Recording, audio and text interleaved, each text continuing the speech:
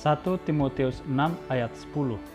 Karena akar segala kejahatan ialah cinta uang. Sebab oleh memburu uanglah beberapa orang telah menyimpang dari iman dan menyiksa dirinya dengan berbagai-bagai duka.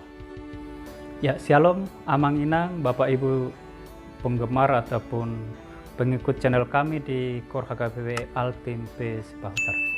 Pada kesempatan kali ini kami akan coba membicarakan tentang kata cukup.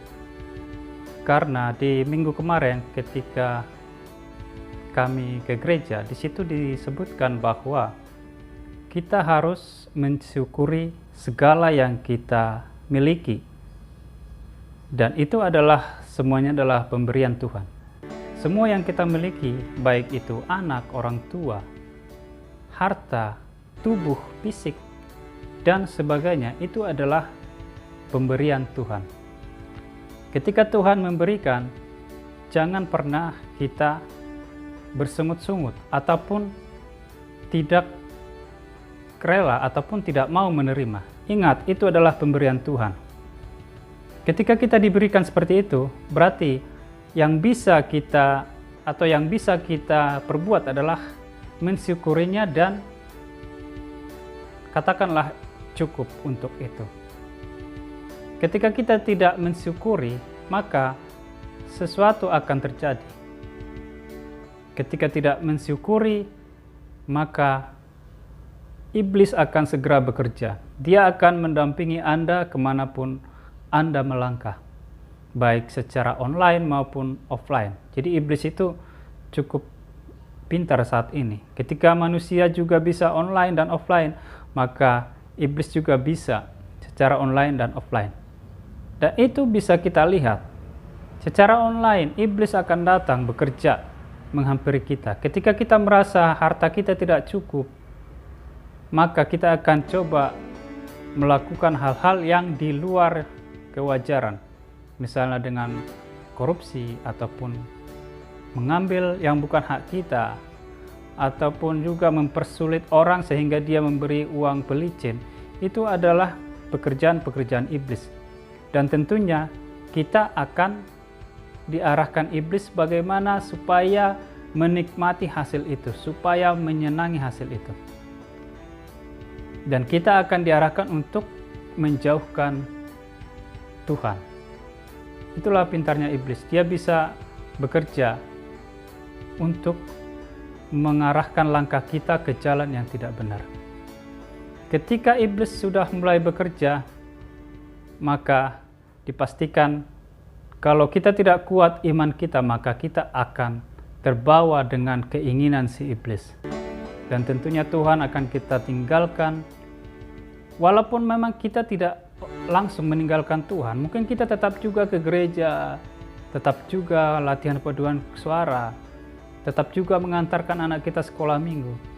Tetapi kita tetap menjalankan perintah si iblis.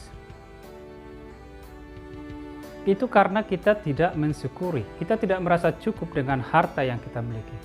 Sama juga seperti yang lain-lainnya. Misalnya fisik kita kurang, kita selalu bersungut-sungut, kenapa fisik saya seperti ini?